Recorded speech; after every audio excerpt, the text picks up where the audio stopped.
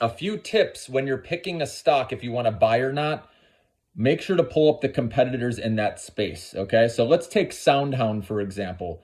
This is one that's a riskier investment because SoundHound, even though they're in conversational AI, they're doing well. Guess who else is in that same industry? Microsoft, Google, for example, probably Amazon with their speech recognition.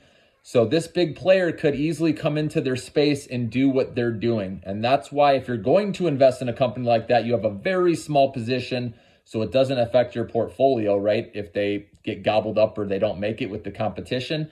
All right, so that's important to look at, okay? So you know what you're getting into if you're gonna hold long, especially, okay?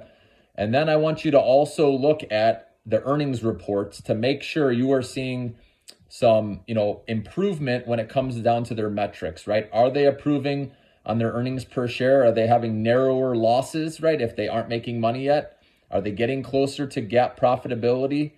Are they close to being cash flow positive? That's important. If a company isn't profitable, but they're cash flow positive, that's a good sign that they can eventually get there and they probably have a roadmap to profitability. So those are just some things to look at, guys. Of course, growing revenue is good to see too, but just make sure if say they're up 50% with their revenue growth, make sure that their cost of revenue isn't 50% or higher, because then that means they really haven't grown too much, right? Because of the costs associated with getting that additional revenue. So those are all things you can look at, right? So earnings reports, right?